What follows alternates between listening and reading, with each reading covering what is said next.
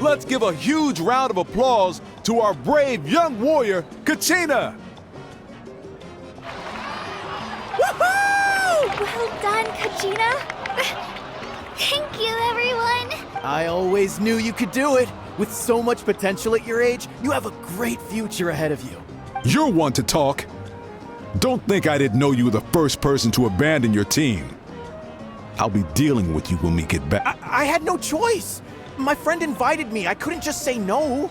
Oh, really? So you weren't just trying to get ahead in the first round? I wasn't, I swear. I just happened to find that bearer injured in the wild, so I stopped to bandage his wounds. When he insisted on repaying the favor, what was I supposed to do? I'm just one person. I figured Kachina would have no trouble replacing me. But the fact of the matter is that after your departure, everyone else started thinking about swapping teams too. I'm really sorry, Kachina. It was wrong of us to abandon you like that. It's amazing that you still made it all the way through to the Night Warden Wars.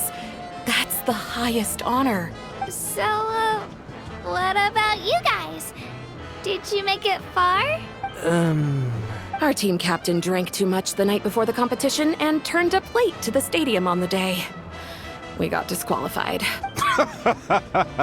Serves you all right. No sympathy from me. All right. There's no need to be like that, Uncle Pakal. Dear friends, I'd like to say a few words. Firstly, I'm grateful to my friends and our great Archon for helping to bring me back. This traveler and his companion Paimon are some of the strongest people I've ever met. If they were allowed to participate in the pilgrimage, I have no doubt that they'd win the whole thing. They've agreed to let me learn from them. With their help, I believe I can become even stronger still. And let's not forget my good friends, Moalani, Chaska, Kanich, and Ayan-san.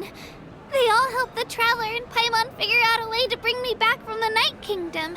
They too deserve to be called our heroes. So, please give another round of applause for them. Well said! I'll drink to that. How does it feel being a hero, Kachina? To be honest, it's a bit overwhelming. It all just feels so surreal. Well, you better get used to it. Next up, undefeated champion! Hey, please don't make fun of me. At previous victory feasts, you'd always find me in the crowd singing and dancing. But after what I found out today, it's too much. It does feel weird seeing you so out of sorts. Is this another pearl of wisdom based on your adventuring experience? Well, Paimon agrees with the Traveler. Everyone's come together to celebrate Kachina's achievements. That's gotta be a first. You're right. Kachina looks really happy. And now I'm being the moody one. Enough doom and gloom. Time to shake it off.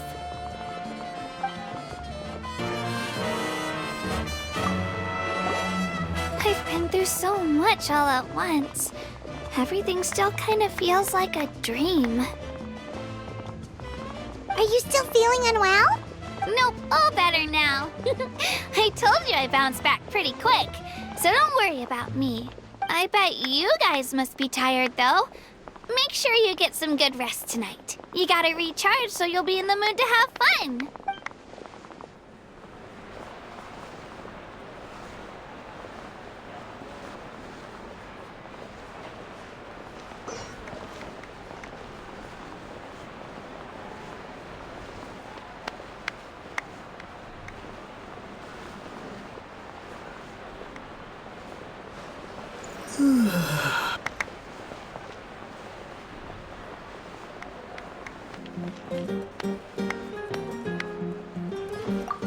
My apologies.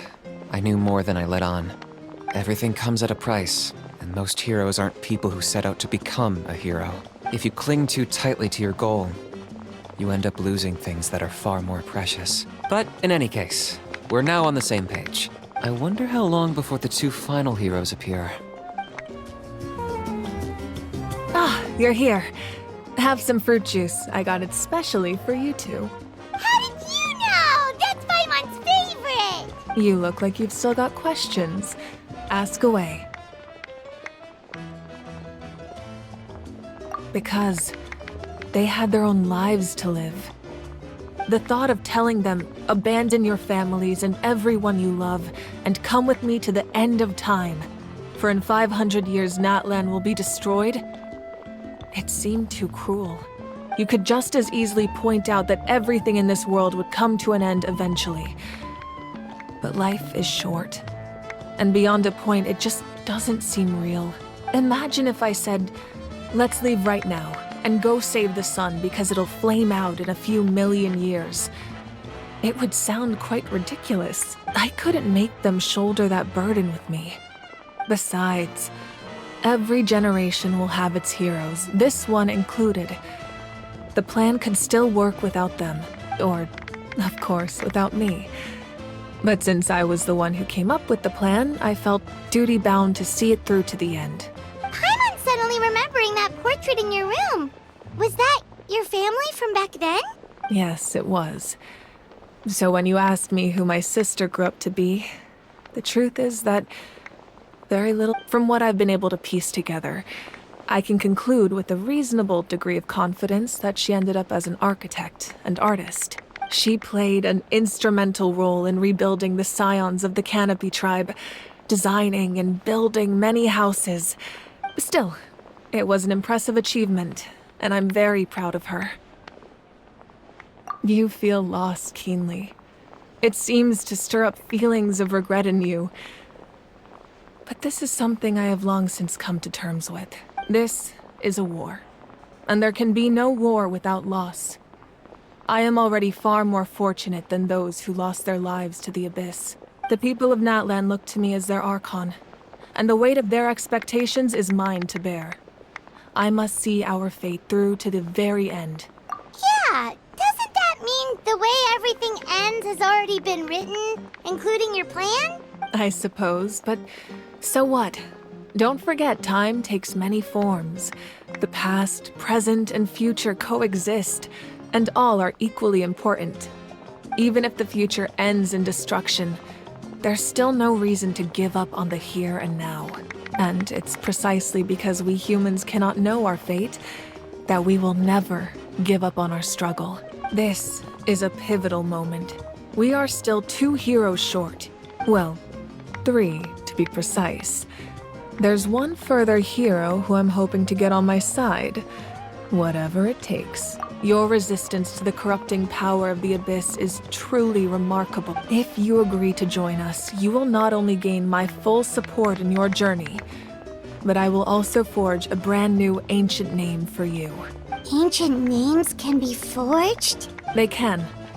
Several strict conditions must be met, but if they couldn't be forged at all, then the number of them in circulation would have long dwindled to possessing an ancient name would mean that your adventures in Natlan are recorded in full. The Ode of Resurrection may have temporarily lost its power, but still. Take this as my personal guarantee that I shall never let you fall. Just like in the Night Kingdom, I will be there for you. That is a promise I will fulfill at all costs. Yeah, we can't just ignore the situation here. Wonderful. Then I'll reach out to Shilonen right away. She's the one who will forge the name. We've never forged an ancient name for an Outlander before, but I trust she'll find a way.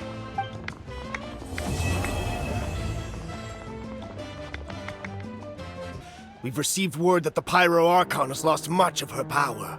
Although your injury complicates things, this is most certainly the opportune time to seize the Gnosis. Victory and defeat are rules, not outcomes. I have never taken advantage of an opponent in a time of weakness, and I don't intend to start now. As for you, I must confess, I did not expect that little trick of yours to save the day. No matter how dense the fog, as long as the sun remains, we cannot turn day into night. She could have dispelled it. She simply chose not to. You don't have much time. And you're injured on top of that. What do you plan to do next? I'm beginning to see just how useful you may turn out to be. You heard something from here, didn't you? Oh, something else you'd like to ask? Well, our intel suggests he hasn't made any new movements yet. Although Kenichi's investigation helped us confirm that he's being aided by someone from the Masters of the Nightwind.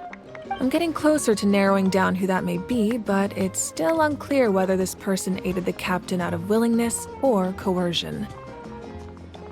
If you learn anything about this during your adventures, please let me know. Oh, something else you'd like to add? That also comes down to the long-standing effects of the Abyss. Our people's survival is inextricably tied to the Wyab. But their power has its limits. They cannot offer our people the same degree of protection outside our borders.